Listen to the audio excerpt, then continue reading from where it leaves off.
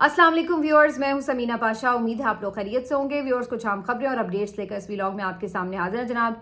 खबरें बहुत इंपॉर्टेंट हैं क्योंकि आज है अदालत में पेशी और अदालत लगी थी अडयाला जेल के अंदर, जिसको मैं कहती हूँ कि अडयाला का दरबार लगा है। और यहाँ पर आज PTI के मुख्तलिफ कारकुन और लीडर्स मौजूद थे। इमरान खान साहब से मुलाकातें भी हुई। क्या कुछ हुआ आज के दिन वहाँ पर, इसके मुतालिक भी आपको कुछ अपडेट करेंगे। इसके साथ साथ आज जिक्र करेंगे जनाब शाहिद खाकान अब्बासी साहब दोबारा से खबरों की जीनत बने हुए हैं। कुछ अहम खबरें उनसे रिलेटेड हैं। 8 फरवरी के एहतजाज के हवाले से PTI की हिकमत अमली आगे बढ़ रही है और आजम सवाती साहब ने आज एक बड़ी ज़बरदस्त रैली निकाली है। रैली तो ज़बरदस्त थी ही, लेकिन जो उसमें उन्होंने खिताब किया है वो काफ़ी ज़्यादा ज़ोरदार था और उसमें उन्होंने क्या बातें की आपके साथ शेयर करूँगी। और फिर इसके साथ साथ आज आपके साथ ये भी डिस्कस करेंगे कि ये अजीबो गरीब सूरत हाल है कि ट्रंप के बयान के ऊपर गज़ा पे जो उन्होंने कंट्रोल करने की बात की, पाकिस्तान की तरफ से कोई रिएक्शन नहीं आया, जिसके ऊपर बहुत से लोग सवाल उठा रहे हैं। तो ये सब कुछ आज के वीडियो में आपसे रिक्वेस्ट है कि चैनल को सब्सक्राइब कर लें अगर अभी तक सब्सक्राइब नहीं किया। तो बात का आगाज़ खबरों से करती हूँ, लेकिन आज मैं सबसे पहले अपनी एक थॉट आपके साथ ज़रूर शेयर करना चाहूँगी क्योंकि आज फवाद चौधरी साहब का एक ट्वीट मेरी नज़र से गुजरा, जिसमें वो साबिक सदर परवेज़ मुशर्रफ साहब के हवाले से लिख रहे थे और उनकी आज बरसी है। उनके ट्वीट से ही मुझे पता चला। तो उन्होंने तो उनकी खैर कुछ अच्छी जो खिदमात हैं उनके हवाले से जिक्र करके और उनको याद किया था कि वो बहरहाल एक बेहतर शख्स थे और उन्होंने काफ़ी अच्छे इक़दाम भी किए पाकिस्तान के लिए।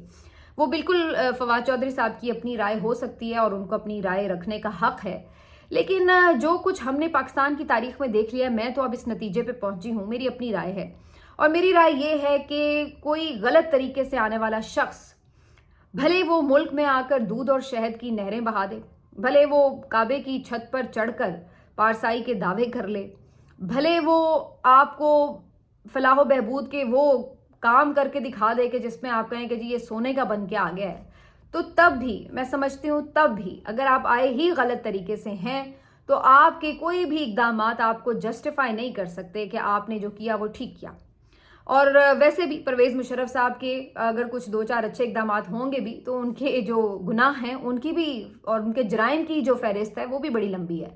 तो बहरहाल फौजी डिक्टेटर तो डिक्टेटर ही होता है और जब उन्होंने इक़्तिदार संभाला तो जिस तरीके से उन्होंने पाकिस्तान पर हुकूमत की, तो ये वो दौर था जो हमने अपनी होश में पहला कोई डिक्टेटर देखा। इसलिए हम एक हमने आमरीत का दौर देखा हुआ है। और वैसे आपस की बात है, वो दौर आज के दौर से अगर आप कंपेयर करें तो वो फिर भी बेहतर नज़र आता है। लेकिन परवेज़ मुशर्रफ साहब ने भी जिस तरह से बिला शिरकत गैरे इक़्तिदार संभाला, हुकूमत की, फौजी भी थे और सदर भी थे, वर्दी में उन्होंने सदारत की और उसके साथ साथ तमाम जो पाकिस्तान की उस वक्त की बड़ी पॉलिटिकल लीडरशिप थी उसको जिला वतन कर दिया। और जिस तरीके से फिर उन्होंने बिल्कुल एक डमी किस्म की पार्लियामेंट बनाई, उसमें अपनी डमी सा वज़ीर आज़म बनाया और जो कुछ एक डिक्टेटर किया करता है आमतौर पर वही उनकी हरकतें। और उसके बाद फिर उन्होंने बहुत बड़े बड़े जराइम कमिट किए क्योंकि वो ये समझते थे कि जो फौजी डिक्टेटर है उसके पास लामहदूद इख्तियारात है। ये उनके ऑन रिकॉर्ड इंटरव्यू था अरशद शरीफ के साथ शायद, जिसमें उन्होंने ये ऑन रिकॉर्ड बात कही कि जब अरशद शरीफ शहीद ने उनसे ये सवाल किया कि कितने इख्तियारात होते हैं आर्मी चीफ के, तो उन्होंने कहा लामहदूद, बेपनाह। ये वो बेसिक मेंटालिटी है जो एक डिक्टेटर के दिमाग में अटकी होती है, जिसमें उसको लगता है कि उसको कोई पूछने वाला नहीं है, उसके ऊपर कोई चेक एंड बैलेंस नहीं है, उसको कोई चैलेंज नहीं कर सकता, वो किसी को जवाब दे नहीं है। इसलिए वो आइन और कानून किसी चीज़ को नहीं मानता, वो उसको पाँव की जूती के नीचे रखता है और वही समझता है कि जो उसको बेहतर लगेगा वो वही करेगा, जो उसके लिए ठीक होगा, जो वो सही समझेगा बस वो उसी पे इम्प्लीमेंट करेगा। तो ये वो बुनियादी फसाद की जड़ होती है कि जहाँ से फिर डिक्टेटर जो है वो किसी चीज़ के हवाले से कोई दूसरी राय नहीं रख सकता। उसको बस लगता है कि जो वो सोच रहा है वही हतमी राय है और उसी को सबको मानना पड़ेगा। तो परवेज़ मुशर्रफ साहब भी यही समझते थे कि उनके लामहदूद इख्तियारात हैं और कोई उनको चैलेंज नहीं कर सकता और जो वो चाहेंगे वही फैसला करेंगे। और फिर हमने देखा उनके दौर में लाल मस्जिद का इंसिडेंट हुआ, उनके दौर में अकबर बुगटी का इंसिडेंट हुआ, उनके दौर में जिस तरह से दहशतगर्दी की जंग में हम फंस गए और फिर दहशतगर्दी हमारे अपने मुल्क में आ गई, वो सब हमने देखा। और फिर उसके बाद उन्होंने भी अदलिया को जिस तरह अपने ताबे करने की कोशिश की, तो ये सारी चीज़ें जो थीं वो हमने उनके दौर में देखी। वो भी बड़े मुक्के लहराया करते थे, उन्होंने भी وہ جو واقعہ تھا کراچی کا 12 مئی کے واقعات تھے یہ سب ہم نے اپنی آنکھوں سے دیکھے ہوئے ہیں. تو فوجی ڈکٹیٹر ہی ہوتا ہے. چاہے وہ فرشتہ بن کے بھی آ جائے تو ہم اس پہ یقین نہیں کرنے والے، کیونکہ یہ اس کا کام ہی نہیں ہے. بنیادی جو اصل بات ہے وہ یہ کہ اس کا کام نہیں ہے، بھلے وہ کتنے ہی اچھے سے کر سکتا ہو. ویسے تو اب یہ بھی کلئی کھل گئی ہے، اگر اتنے ہی اچھے طریقے سے فوجی ڈکٹیٹر یہ کام کر سکتے ہوتے، ملک چلا سکتے ہوتے، تو پاکستان کا 77 سالوں کے بعد آج یہ حال نہ ہوتا جو ہے.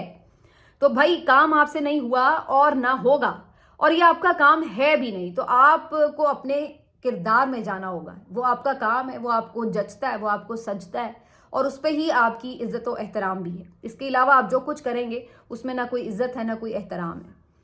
اور اس کے بعد جو سب سے ایک امپورٹنٹ بات ہے، آپ یہ دیکھیے کہ آج پرویز مشرف جو وقت کا طاقتور ترین صدر تھا، آج دنیا میں نہیں رہا، لیکن آج اس کا ایک بھی شخص نام لیوا نہیں ہے.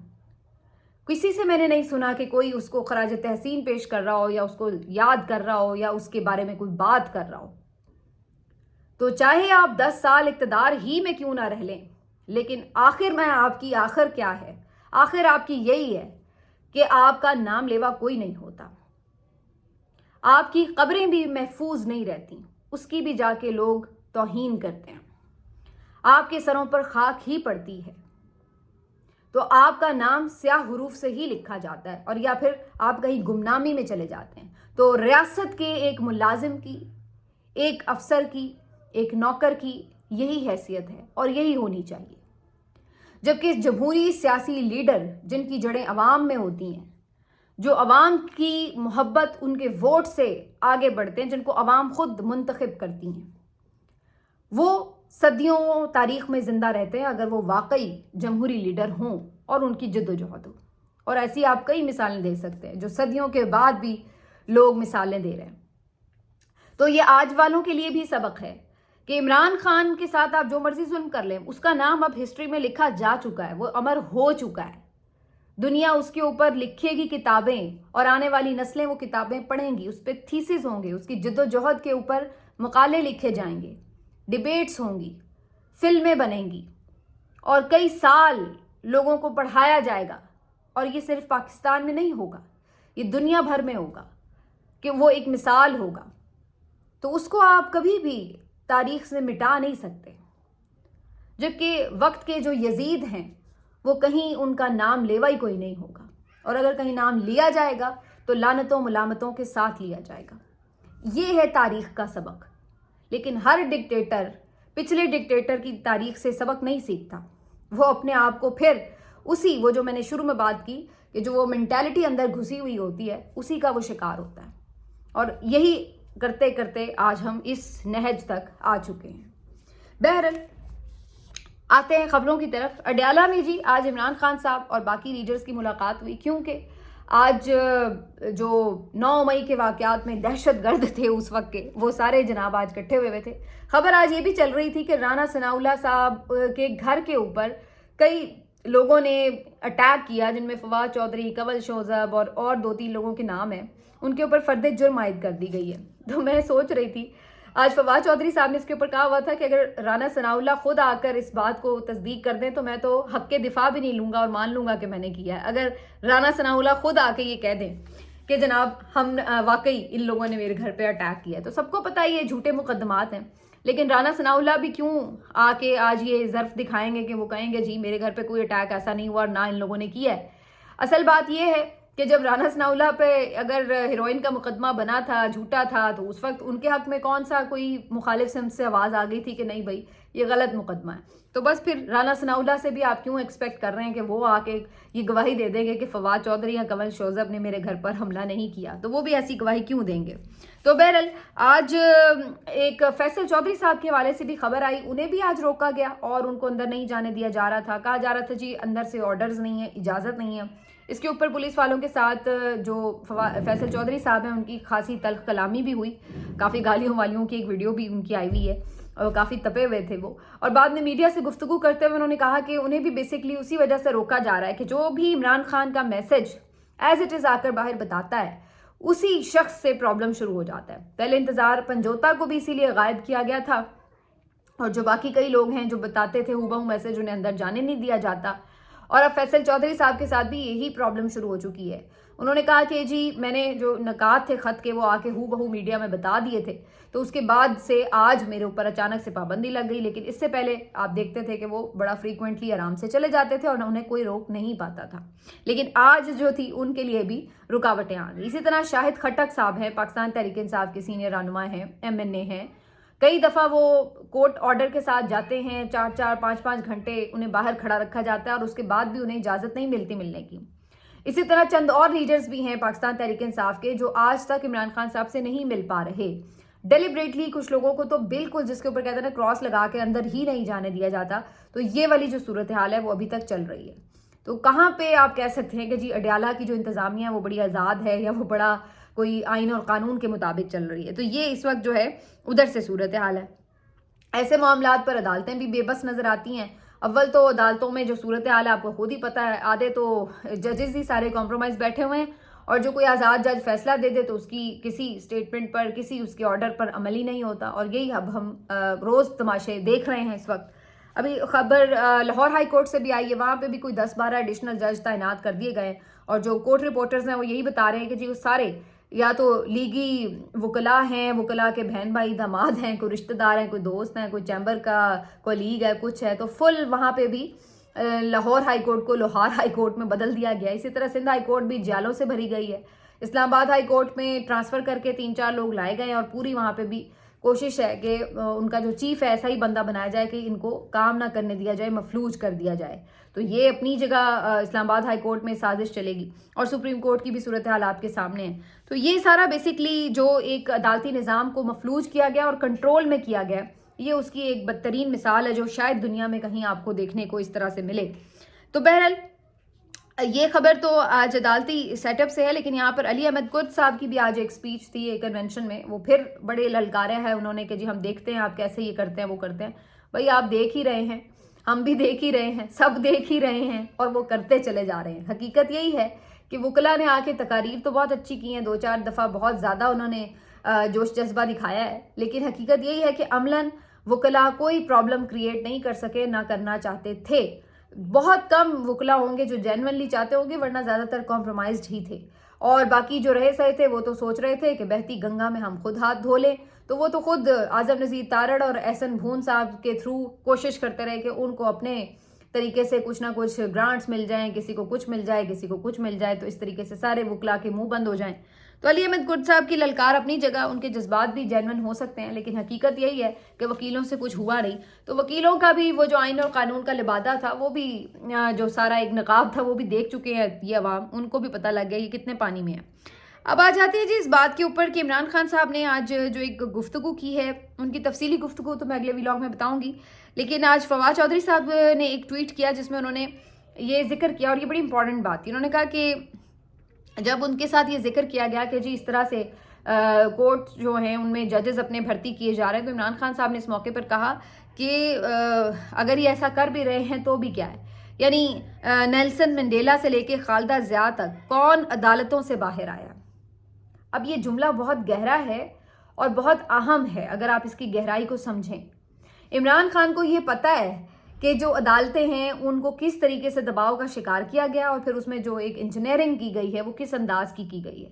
لیکن ان کو یہ بھی پتہ ہے کہ بھروسہ ان کا اللہ کے علاوہ صرف اپنی عوام پر ہے, اور وہ یہی بات کر رہے ہیں کہ وہاں پر بھی کون سے جو نیلسن منڈیلا بھی اگر نکلا تھا تو وہ کیا عدالتوں کے تھرو نکلا تھا, تو خالدہ ضیاء بھی جب نکلی ہیں تو وہ بھی جب لوگوں کا ایک ریولوشن آیا سڑکوں کے اوپر, حسینہ واجد کو بھگایا, تو اس کے بعد اگلے دن عدالتوں کے دروازے کھل گئے, جیلوں کے دروازے کھل گئے. تو خان صاحب کو بڑا کلیئر ہے کہ یہ جو اگر ان کی رہائی ہونی ہے یا یہ جو ایک مصنوعی نظام ہے اس نے گرنا ہے تو یہ صرف عوام کی طاقت کے تھرو ہو سکتا ہے.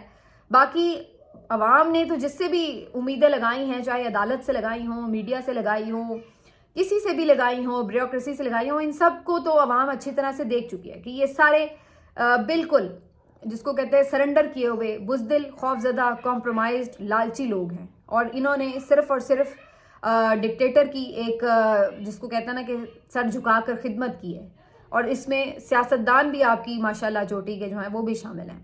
تو اس لیے ان سے کسی کو اب کوئی امید باقی رہی ہی نہیں ہے. اگر کوئی چیز ہے تو وہ یہ ہے کہ عوام اپنے طور پر کیا کرتے ہیں، یا جب خدا کی لاٹھی حرکت میں آئے تو کیا وجہ بنے، کیا سبب بنے اور یہ نظام بہہ جائے. اور اس کے لیے میں آپ کو ایک بات بتا دوں، مجھے نہیں لگتا کہ وہ بہت بڑا واقعہ ہونے کی ضرورت ہوگی. بعض اوقات ایک چھوٹی سی چنگاری سے ہی کام بن جاتا ہے، کیونکہ یہ جو ہاؤس آف کارڈز ہے نا، صرف ایک کارڈ یوں سرکتا ہے اور یوں دھڑام سے سارا محل گر جاتا ہے. تو یہ بس اتنی سی اس کی اوقات ہوتی ہے. وہ دیکھنے میں ایسے لگ رہا ہے کہ بڑا مشہور ہے، بڑا مضبوط ہے، بڑا پیکنگ فل کی ہوئی ہے، لیکن وہ صرف ایک اینٹ سرکنے کی دیر ہوتی ہے. اس کے بعد پھر آپ دیکھتے جائیں کہ وہ گرتا کیسے ہے. تو یہ اس وقت حالت ہے. اب بات کر لیتے ہیں جی اعظم سواتی صاحب کی. ایک بڑی ریلی انہوں نے نکالی. ابھی اعظم سواتی صاحب 4 مہینے جیل میں رہ کے آئے ہیں اور پرسوں ان کی رہائی عمل میں آئی، اور اس کے بعد آج ہی 1-2 دنوں کے اندر ہی وہ دوبارہ آج ایک بڑی ریلی لے کر باہر نکلے ہوئے تھے. لیکن جو اس میں ریلی میں انہوں نے خطاب کیا وہ بڑا امپورٹنٹ ہے، کیونکہ انہوں نے جو پی ٹی آئی کے انٹرنل ایشوز ہیں ان کے حوالے سے بڑی کلیئرٹی سے بات کی. انہوں نے کہا کہ مجھے اور کارکنان کو تنہا چھوڑ دیا گیا جیل میں، اور انہوں نے کہا کہ جو کرپشن ہے وہ ہو رہی ہے کے پی میں، اور وہ کوئی ڈی سی وی سی نہیں کر رہے، وہ آپ کے عوامی نمائندے کر رہے ہیں. اور مانسیرا میں جو یہ معاملات ہوئے ہیں، میں نے علی امین گنڈا پور کو بتایا ہے کہ یہ عوامی نمائندے کرپشن کر رہے ہیں. ساتھ میں اعظم سواتی صاحب نے یہ کہا کہ میری اب عمران خان سے ملاقات ہوگی تو میں اس کو بتاؤں گا کہ اس کی حکومت میں اس کے نام پر ووٹ لینے والے کیا کر رہے ہیں. اور انہوں نے کہا کہ میں یہ جو ساری بزدل کی عادت ہے اس کو فارغ کرواؤں گا. تو بڑی امپورٹنٹ بات ہے اعظم سواتی صاحب کی، جو کہ اس قیادت کے اوپر ایک بڑی چارج شیٹ ہے. پہلے بھی لوگ تنقید کر رہے ہوتے ہیں کہ ایک تو یہ اس طرح سے آپ کو کبھی گراؤنڈ کے اوپر 2-4 لوگوں کے علاوہ کوئی زیادہ موبلائز کرتے نظر نہیں آ رہے ہوتے. دوسرا، یہ لوگ اس قدر خوفزدہ ہیں یا معلوم نہیں مصروف ہیں یا کیا ان کو ایشو ہے کہ یہ اپنے کارکنوں کی فیملی ممبرز یا ان کے ساتھ جو لیڈرز ہیں جیلوں میں، اب یہ شاہ محمود قریشی صاحب بھی اس دن اس بات کے اوپر شکوہ کر چکے ہیں کہ ہم سے بھی مشورہ کر لیا کریں، ہم بھی اندر جیلوں میں بیٹھے ہوئے ہیں. تو یہ جو سینئر لیڈرز ہیں جو اصل میں پی ٹی آئی کے وہ لوگ ہیں جنہوں نے پی ٹی آئی کو شروع سے یوں نیچے سے مضبوطی سے پکڑ رکھا ہے. کچھ تو چلے گئے، لیکن یہ وہ لوگ ہیں جو گئے نہیں، جنہوں نے 1.5-2 سال سے 70-75 سال کی عمر میں بھی جیلیں کاٹی ہیں اور مضبوطی سے جڑے ہوئے ہیں. اور جو آج کی قیادت ہے جو کہ مجبوری یا حادثے کی وجہ سے عمران خان صاحب کو یہ سلسلہ سیٹ اپ بنانا پڑا ہے، تو ان سے یہ تردد بھی نہیں ہوتا کہ جا کر ان سے مل لے یا ان سے مشاورت کر لے یا ان کی اگر کوئی تکالیف ہیں، کچھ چیزیں ہیں، ان کو دیکھ لے. تو اعظم سواتی صاحب آج اسی سلسلے میں گلہ کرتے ہوئے نظر آ رہے ہیں. تو بہرحال اعظم سواتی صاحب تو عمران خان صاحب کے سچے کھرے سپاہی ہیں، اور وہ تو جب پہلے بھی باہر تھے تو انہوں نے اس کے اوپر کافی اسٹرانگ ہمیشہ ہر احتجاج میں لیڈ کرتے ہوئے نظر آتے رہے ہیں. آخر میں صرف آپ کو یہ بتاتے ہیں کہ جی شاہد خاقان عباسی صاحب کے حوالے سے ایک خبر آ رہی ہے، اور وہ یہ کہ جو یہ گرینڈ اپوزیشن الائنس بن رہا ہے، بنانے کی کوشش کی جا رہی ہے، اس کی جو سربراہی ہے وہ شاہد خاقان عباسی صاحب کو آفر کی جا رہی ہے. اور یہ کنسیڈر کیا جا رہا ہے کہ ان کے انڈر جو ہے یہ تمام پارٹیز جو ہیں اکٹھی ہو جائیں، کیونکہ وہ ایک نسبتاً سب کے لیے قابل قبول آپشن بھی ہو سکتے ہیں. کمیونیکیشن میں بھی وہ سافٹ ہیں اور مفاہمت کی بات بھی کرتے ہیں، لیکن کلیئرٹی بھی ہے ان کی تھاٹ میں. تو ان کے حوالے سے کافی زیادہ اس بات کا امکان ہے کہ ان کو یہ اگر ایسی کوئی بنتی ہے الائنس تو پھر ان کو اس کی سربراہی مل سکتی ہے. ویسے آج ان کا ایک بڑا دلچسپ اسٹیٹمنٹ بھی میری نظر سے گزرا ہے، شاید کسی پوڈ کاسٹ میں انہوں نے یہ بات کی، اور انہوں نے یہ راز کھولا ہے کہ 1999 میں جو طیارہ سازش کیس بنایا گیا تھا نواز شریف صاحب کے اوپر، بظاہر لگتا ہے کہ وہ صحیح تھا، کیونکہ آج اس کی گواہی تو خود شاہد خاقان عباسی دے رہے ہیں. اور انہوں نے یہ بات کہی کہ شاہد خاقان عباسی صاحب اس وقت چیئرمین تھے پی آئی اے کے، اور ان کو نواز شریف صاحب نے خود یہ بات کہی کہ مشرف کا جو طیارہ ہے وہ پاکستان میں نہیں اترنا چاہیے، اسے عمان بھجوا دیں یا دوسرا کسی اور ملک بھجوا دیں، لیکن پاکستان میں نہ اترے. تو کہتے ہیں میں نے اس پہ کہا کہ یہ ممکن نہیں ہے، اور پھر میں نے انہیں یہ بھی کہا کہ آپ انہیں ریموو کر رہے ہیں تو یہ یاد رکھیے کہ اب ہماری حکومت بھی ختم ہو جائے گی. تو اس سے جو ایک بات کی آپ کہہ لیں گواہی ملتی ہے وہ یہ ملتی ہے کہ اس کا مطلب ہے کہ نواز شریف صاحب نے یہ آرڈرز جاری کیے تھے، اور اگر ان کے اوپر یہ کیس بنا تھا طیارہ سازش کیس کا تو یہ پھر درست کیس بنا تھا، کیونکہ آپ نے اس وقت کے آرمی چیف کو جس طریقے سے اس کا طیارہ لینڈ نہیں کرنے دیا، اس کی جان بھی خطرے میں ڈالی، تو یہ کیس تو پھر اس حساب سے جینون بنتا تھا. لیکن پھر بعد میں میاں صاحب نے ڈیل کی اور لندن تو نہیں، اس وقت تو جدہ چلے گئے تھے، اور پھر جو ہوا وہ سب تاریخ کا حصہ ہے. ملتے ہیں آپ سے اگلے ویلاگ میں. اپنا خیال رکھیے. اللہ حافظ.